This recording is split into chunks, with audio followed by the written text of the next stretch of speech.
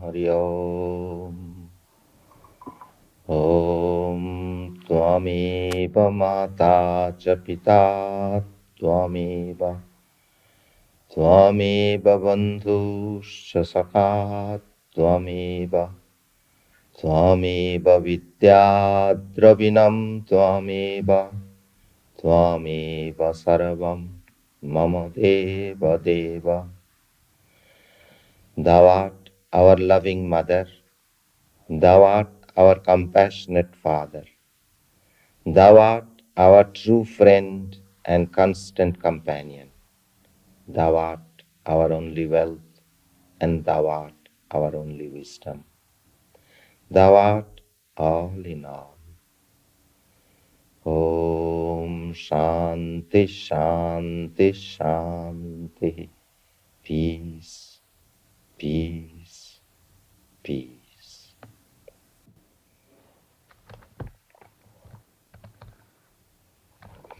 I shall continue the teachings from the Sermon on the Mount. Ye have heard that it hath been said, an eye for an eye, and a tooth for a tooth. But I say unto you, that ye resist not evil.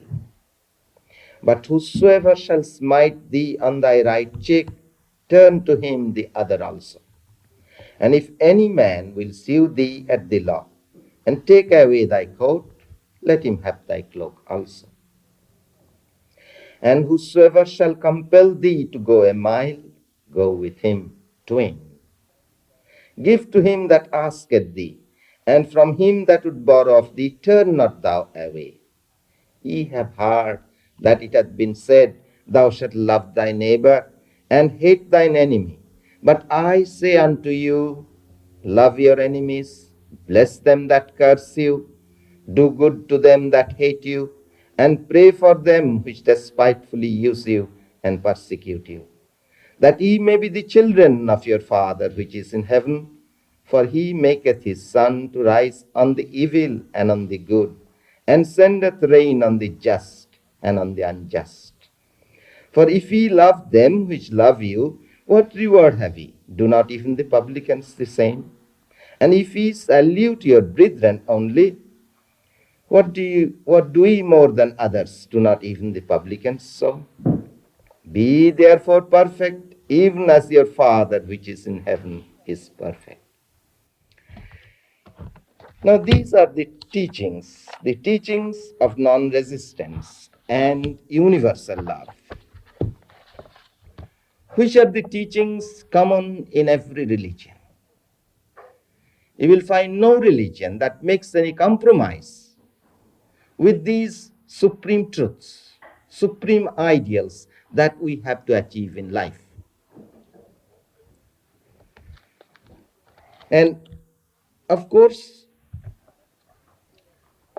in every age again we find that at least there are some exemplars who have reached such an ideal.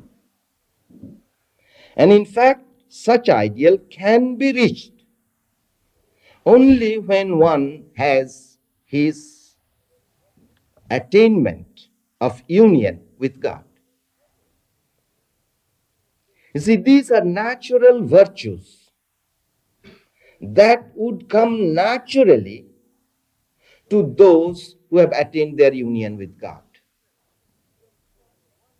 And it is these children of God who have become one with God, who have attained that perfection even as the Father which is in heaven is perfect. We find such examples, and in whom these virtues come out like fragrance in flowers. Now you have read in this storybook that famous novel by Victor Hugo, Les Miserables, how when the thief took away the silver plates and everything that he could find, and he forgot the silver candelabras. Now this bishop, the holy man, he finds the thief did not take these candelabras, so he took them and ran after him and offered them to him. This you read in a storybook. But I will tell you some instances that I know of holy men. There was a holy man known as Pahari Baba. Not many centuries ago, he lived in the 19th century. And he had only 2 blankets in his possession. That's all he had. And one blanket he was using, and he went out, just outside. And a thief entered and stole that other blanket. He saw him, and then he ran after him and took away the blanket from himself and gave it to him and said, "Now you take this also, you need that." And then, of course, this thief became one of his chief disciples. Another instance I know, this you may think rather extreme. But here was a holy man who was making chapatis or bread. And he was about to butter the bread when a dog came and took away some of that bread. And he ran after the dog and said, "Lord, I have not yet buttered the bread. Wait a minute. Please let me butter the bread. Then I offer you." These are actual facts. Now, those of you who have read the life of my master in the Eternal Companion will find an instance that he was seated meditating in a cell and the door was open and it was cold. There was no door, it was a cave-like thing. And it was cold and he had nothing, no covering on his body. And he was meditating. A man who was a good man, he saw this holy man seated there without any blanket. So he got a new blanket and placed it on him. And then after a few minutes, a thief came and took it away. And my master said, he smiled and said, "Lord, you gave and you took away." Now, these are really not only written in books, we find examples of such lives. But if we consider, how did they achieve that? What is the secret? And the secret is their devotion to God, their all-absorbing love for God. You see, certain virtues you can practice in life, and you can acquire those virtues, but they will be artificial. They'll be empty virtues unless you realize that ideal, unless you have in your consciousness that ideal of union with God, to reach that kingdom of heaven here and now. You see, take for instance the ideal of chastity. Now you find that is a supreme ideal. But if you force that upon everybody, it will have no value at all. In fact, you cannot force it. As Christ pointed out, that is such an ideal, only he who is ready for it can understand. To quote the words of Jesus, "For there are some eunuchs which were so born from their mother's womb, and there are some eunuchs which were made eunuchs of men, and there be eunuchs which have made themselves eunuchs for the kingdom of heaven's sake." Now that is the point. You see, what virtue is there if somebody is born a eunuch? There's no virtue. But if one has that control and chastity for the sake of the heavens, for the kingdom of heaven, that's something. That is the idea. But how can he attain that sort of purity and that sort of chastity? Yes, one can force oneself to that through repression. You see, as it is done in many organizations. For instance, poverty, chastity, obedience. You see, these are emphasized upon. And you will find that they live perfect life of chastity and obedience and poverty. You cannot find a flaw, but empty. If that ideal, that spirit is lost, and what is this spirit? This spirit is the union with God. And you see, when you understand again, you see how Christ has been misunderstood so much. For heaven's sake, for the kingdom of heaven's sake.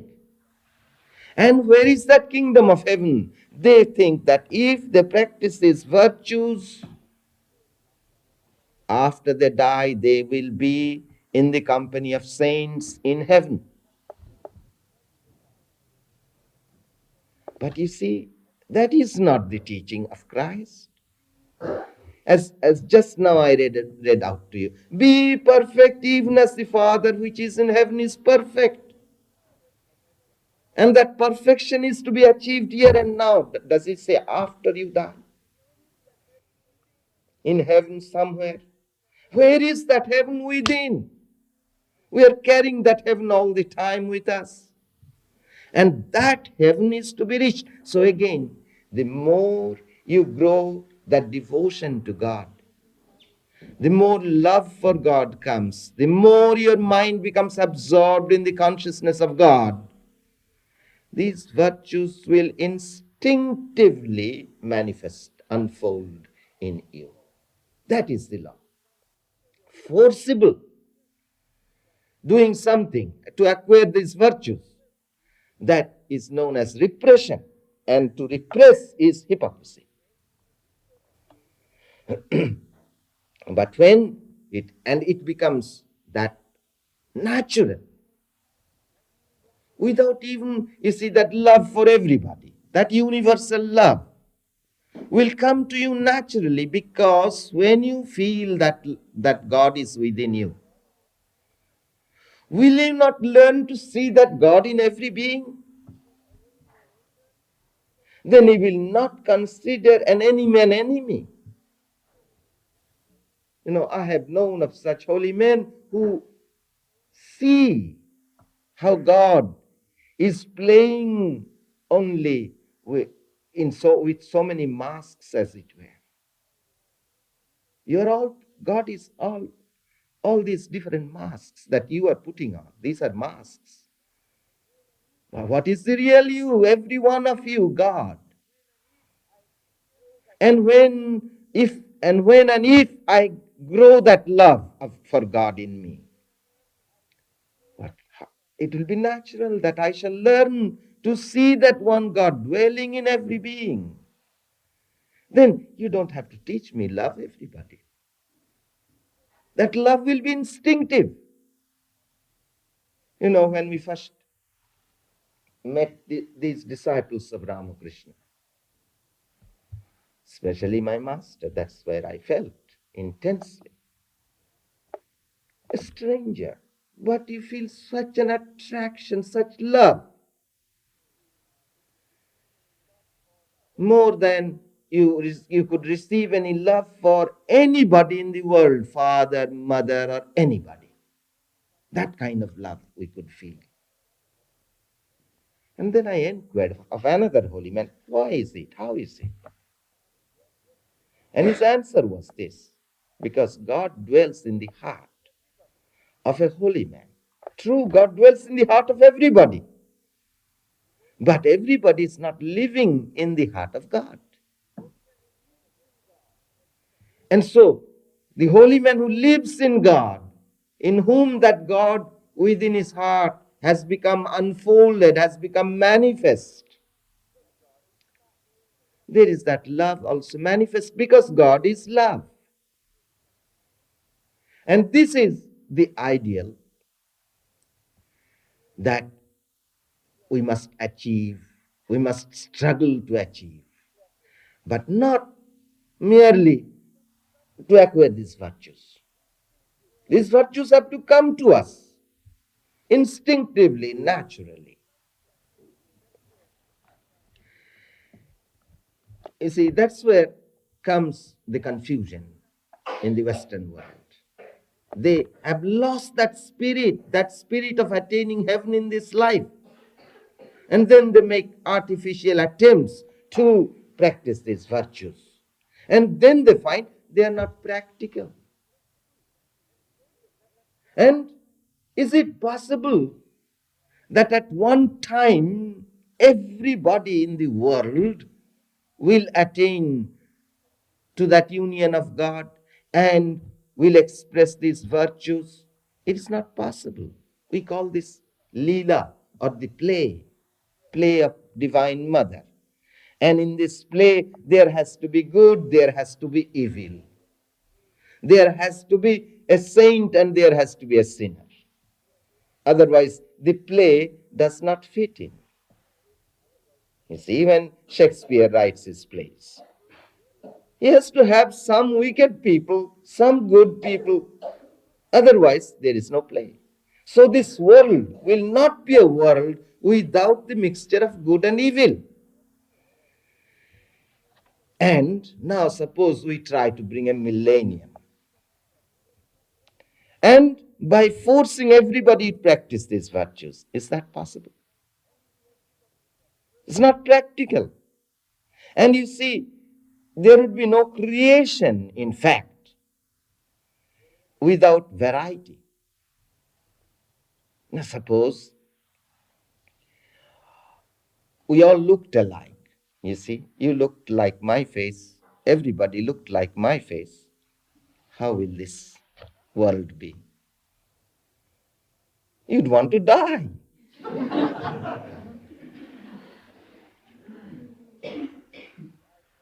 And forcibly, if I try to make you look like me, well, is that possible? So they think it is not practical, these teachings, but they are very practical.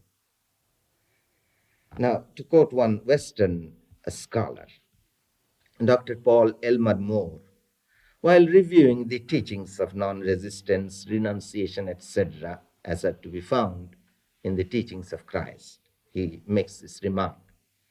They, if accepted by the world in their integrity, would simply make an end of the whole social fabric. And if to this chastity be added, they would do away with human existence altogether. Well, Mr. Moore doesn't have to worry about that. There is every reason to believe that Christ looked to see only a few chosen souls follow in his footsteps. Now, he's right there to a certain extent.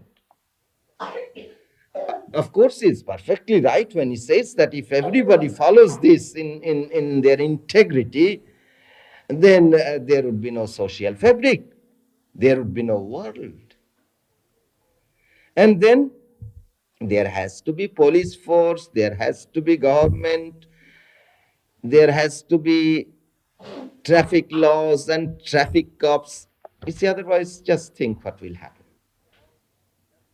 There has to be justice, laws of justice and punishment and reward. All these have to be there.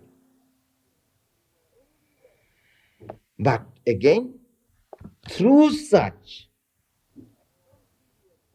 everyone at some period of his life, either now or in another birth, has to attain that union with God and has to reach perfection in these virtues. You see, you can't escape from these virtues, in a sense. Each one of you will unfold those virtues because each one of you is God. And each one of you will unfold that God in this life. If you fail to do that, you'll have to be born again and again until you reach that perfection. None will be lost. But at one period of time, it doesn't happen that all people attain to that union. Only a few. Because of the fact again, that few desire to achieve that.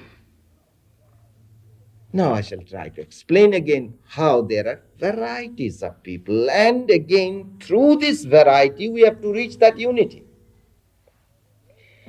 You know, you have a saying in this country, all men are born equal. Now this is a wonderful truth, because there has to be equal law, equal justice, equal opportunities given to everybody. So this dictum, all men are born equal, has a wonderful truth in it. But it is not the whole truth. All men are equal in what sense? Because if we see practically again, you give the same opportunities, equal opportunities to 10 people, but they will grow differently, these 10 people, according to their capacities, the temperaments. Their individual growth will be different. Now then, what is the truth behind it? What is the fact? What is the whole truth? The whole truth is this, that all men are equal in this sense, that the one God dwells equally in every being.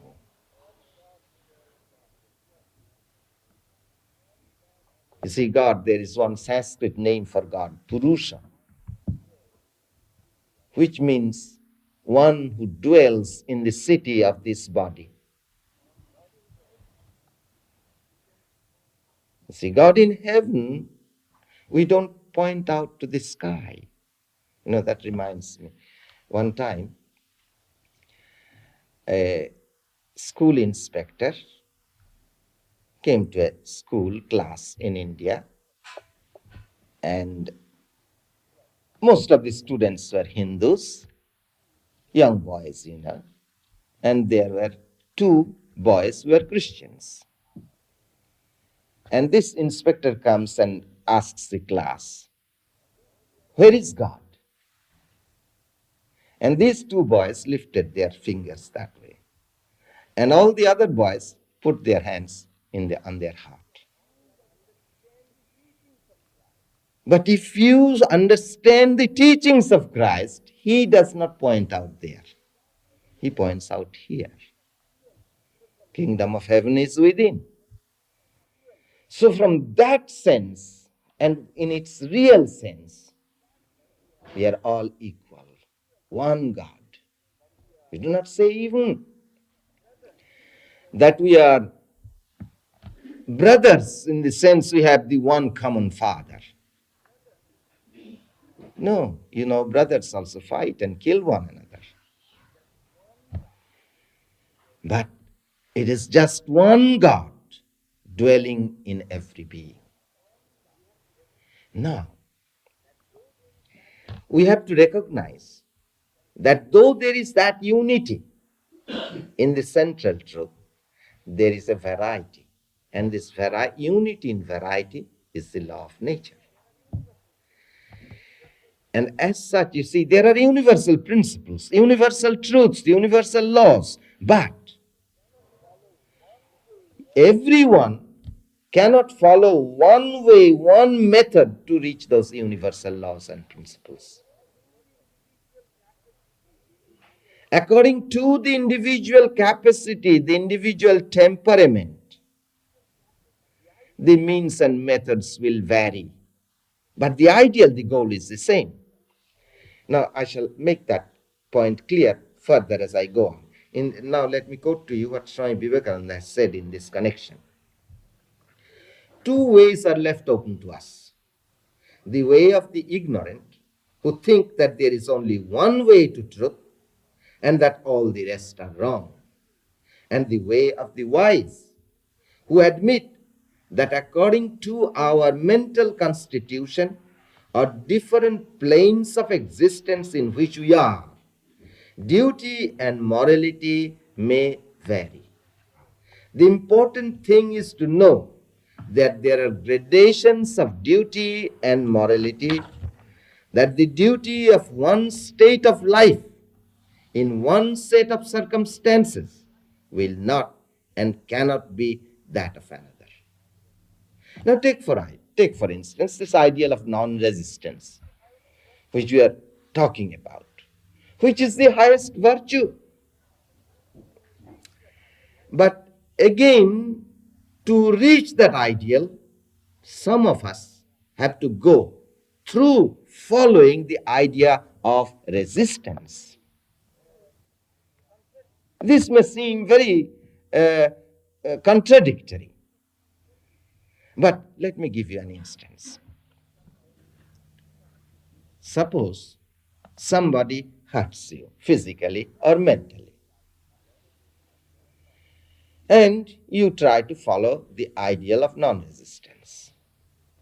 So you do not resist. But why don't you resist? Perhaps you are a coward. You know, if you try to hurt that other fellow, he will again hurt you more. So is it a virtue for a coward not to resist? Here I give you from the illustration from the teachings of Sri Ramakrishna to two of his disciples, how he gave contradictory teachings. And under the same circumstances even. Here was one young disciple who was very strong, muscular, robust. And he was crossing the river in a ferry boat. And there were other passengers. And these passengers began to talk ill of Ramakrishna. They began to talk against that holy man, so-called holy man Ramakrishna. And they began to gossip against him, all kinds of things. Now this young man, he said, now look here, you do not know Ramakrishna. Why do you talk that way? So he appealed to them to stop. But they would not stop. So he said, you won't stop? If I hear one word against my master, he stood up and said, I'm going to drown this boat. And he began to rock. And of course, the poor fellows, they just kept silent because he would do what he meant to do. Now he came to Ramakrishna and told him what happened. And Ramakrishna got mad at him. He said, what nonsense. What a fool you are. What if they talked against me? Why should you care? And why should I care? Don't you see what you would have done? What a sin you'd have committed? You'd have murdered those people by your anger and impulse. So he scolded him. Then next time, another disciple, he was very quiet, humble, also very thin, not much strength in his body. He was also crossing by the ferry boat. And the same thing happened. The passengers began to talk against Ramakrishna. So this young disciple appealed to them and said, you do not know him, I know him, this is what you are saying is not true. So he begged them to stop, but they would not stop. So this young disciple just kept silent, didn't bother anymore. Then he comes to Ramakrishna and says the incident. And Ramakrishna scolded him. He said, what? They spoke against your guru and you listened to that silently? Why didn't you do something about it? You see, he was a weakling. So he kept silent because he thought he couldn't do anything. And so in this connection, Vivekananda says, the one who from weakness does not resist commits a sin, and as such cannot receive any benefit from non-resistance, while the other would commit a sin by offering resistance. Again he says, this non-resistance is the highest manifestation of power. in actual possession. It's the highest manifestation of power, this non-resistance. And also what is called resisting the evil is but a step on the way towards the manifestation of this highest power, namely non-resistance. Arjuna, in the Gita, for instance, Arjuna became a coward at the sight of the mighty army arrayed against him. That is why Sri Krishna told him that he was a hypocrite and said, "Thou talkest like a wise man, but thy actions betray thee to be a coward. Therefore, stand up and fight." So you see, many people do not understand why is it that Krishna urged Arjuna to fight, to stand up and fight. Because cowardice is no virtue. And then again in the teachings of the Gita, we will find how he gradually leads him to that highest ideal of non-resistance. So here we come to the fundamental truth that we find contained in the Gita, which is a practical teaching, and how there are gradations in human society. And accordingly, there should be gradations of morality and duties according to the growth of these different individuals. Now, why in the first place are there these gradations? As I said, there is one God dwelling within each. Same God. But this body and mind, in other words, our character, temperament, etc., are made up of what we call three gunas. That is the energies, the forces. The whole physical universe and the whole psychic universe are compositions. The material of them is composed of these three substances, the gunas, we call sattva, rajas, and tamas. Now, there is no English equivalent to these Sanskrit words, but their expressions, by their expressions, we know them. Sattva, in the physical universe, where there is beauty, grandeur, and peace, there comes a calmness. There is the prevalent of sattva. Rajas, a volcanic eruption, where passion arises. Tamas, where you ugly, don't like it. Now in man's mind also, you have all these three gunas. In man's mind, they express this way. When you have the sattva predominant, you are calm, tranquil, high, pure thoughts come to you. Then when there is rajas predominant, then you have ambition, you have desires, you become restless, you become passionate. Then tamas predominating, it makes you lethargic, lazy. And these are the three gunas that exist in every individual, because the mind is made up of these three gunas. Now again, in certain individuals, the one or the other is more predominant. As you will find, in every one of you, there are these three kinds of gunas. Sometimes you are calm, peaceful, tranquil.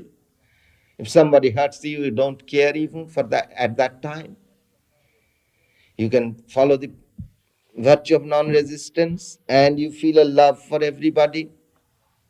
That is in every one of us, that guna. The mind is made up of that. Then again, this same mind has rajas. And when in you again rajas becomes predominant, you are restless. You have to do something. You have to engage yourself in some kind of activity. Or passions arise. And then again, same you become lethargic. And you try to read a book, even a very interesting novel, and you don't get anything. You read the sentences, but you can't understand. Same you. Then again, there are classes of people in whom the one or the other is more predominant. For instance, Sattvic man, a man who is calm, tranquil, poised by nature.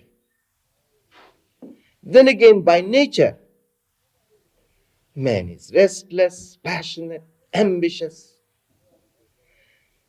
Then again, by nature, there are people who are just lethargic, who have no ambition, and they love to sit and dream idle dreams. And so accordingly, in the Gita, we find not three classes again, four classes of people mentioned. You see, Sattva is predominant, or a mixture of Sattva and Raja, and then Raja, and then Tama. And always, of course, there is mixture of all three. So he says there are four. Now you have heard about caste. That caste, what existed in India in the modern time, and now they are getting rid of that. That was a degeneration of that idea. But this real caste, that is according to the nature and temperament of the individual. And there is no question of higher and lower. So here we read in the Gita, seer and leader, provider and server, each has the duty ordained by his nature, born of the gunas. The seer's duty, ordained by his nature, is to be tranquil in mind and in spirit, self-controlled, austere and stainless, upright, forbearing, to follow wisdom, to know the Atman, firm of faith in the truth that is Brahman. You see, these are advanced spiritually.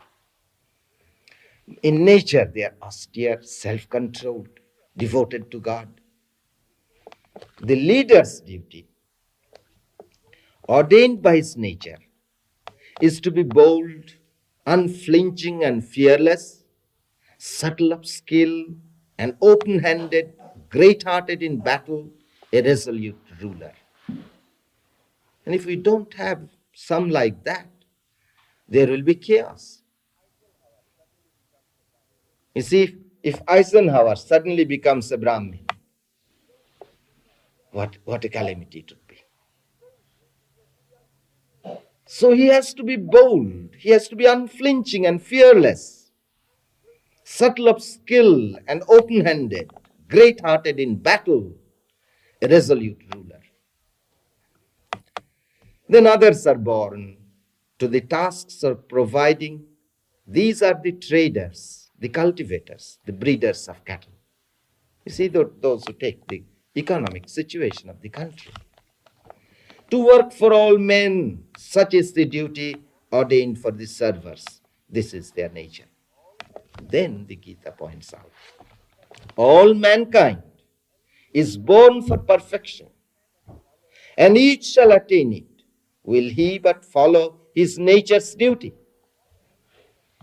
But of course, he must learn to follow in a particular way, what is known as karma yoga, without attachment. His action must be what you call altruistic. His motive altruistic, that is the Western word, but I would substitute that word by as worshipping God, serving God. In other words, whatever may be our nature in which we are born, whether it is tamas or rajas or sattva, whatever that predominating characteristic may be, we must fulfill our nature's duty, but fulfill that with the spirit of worshipping God. In other words, we must always keep that ideal in our mind that we have to reach, we have to attain our union with God in this life. So here, Sri Krishna says, now you shall hear how a man may become perfect if he devotes himself to the work which is natural to him. A man will reach perfection if he does his duty as an act of worship to the Lord, who is the source of the universe, prompting all action everywhere present. Then again, You see, all these different types ultimately will come to a level, not all at once, remember, will come to a level when they can practice all these supreme highest virtues. And that is why, again, in India, they have divided life into 4 stages. Brahmachari, student life, when they are all taught self control, devotion to God, all the virtues they are taught. And then some are inclined to go into the world, and some are inclined, very few are inclined to devote themselves their whole life to God. But then there is next step is householder. They get married, they have children. But their ideal again is chastity, renunciation. Then at a certain age, they retire. Then the highest stage they take is sannyas, or in that ascetic's life, monk's life. Thus everybody ultimately, whether young or old, used to become a monk. Of course, that system is not there today. And then, as Sri Krishna points out, when a man has achieved non-attachment, you see, through these stages of life, through gradual progressive stages, you attain to those virtues. When a man has achieved non-attachment, self-mastery, and freedom from desire through renunciation, he reaches union with Brahman, who is beyond all action. Learn from me now, O son of Kunti, how man made perfect is one with Brahman, the goal of wisdom. When the mind and the heart are freed from delusion, united with Brahman, when steady will has subdued the senses, when sight and taste and sound are abundant, without regretting, without aversion. And why? Because their mind is united with God. When man seeks solitude, eats but little, curbing his speech, his mind, and his body, ever engaged in his meditation on Brahman, the truth, and full of compassion. You see, one who engages himself in meditation of God, naturally his heart is filled with love and compassion for everybody.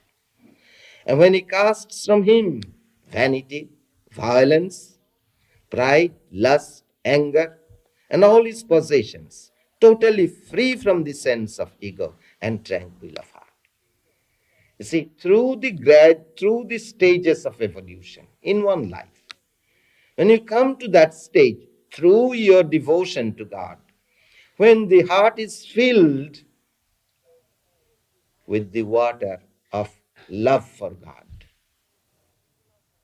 then all these virtues come to you. You do not have this sense of ego anymore. There is no pride, lust, vanity, or violence in you.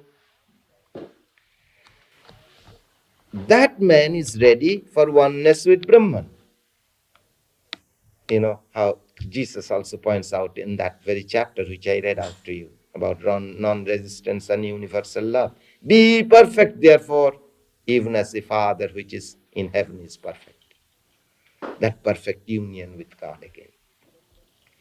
And he who dwells united with Brahman, calm in mind, not grieving, not craving, regarding all men with equal acceptance, he loves me most dearly.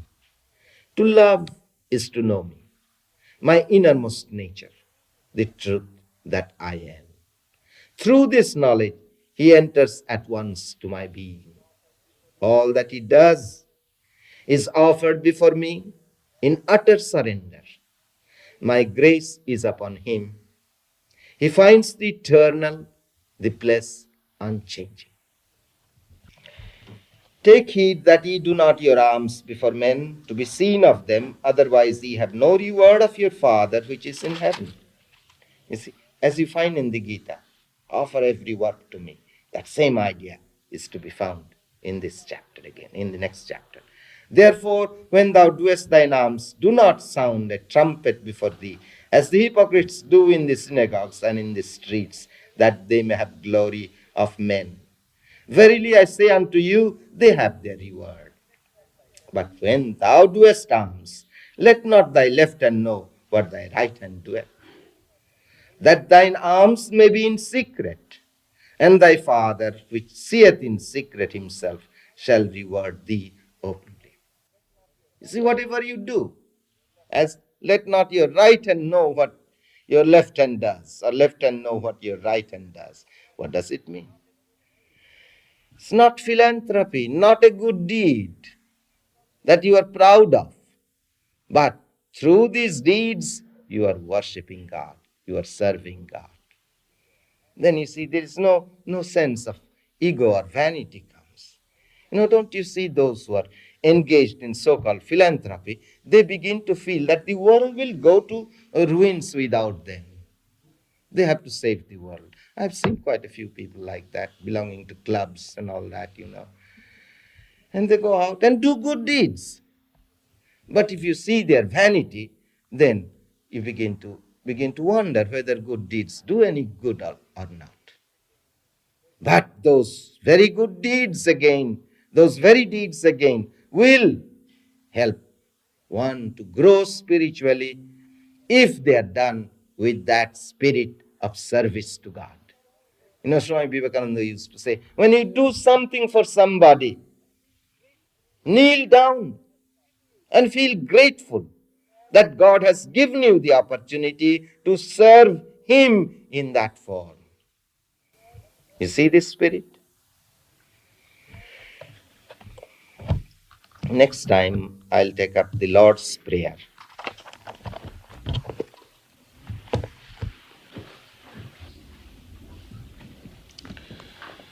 Om Hari Om. Om Asato Ma Sadgamaya. Tamaso Ma Jyotirgamaya. Mrityorma Amritangamaya. Abir Maidhi.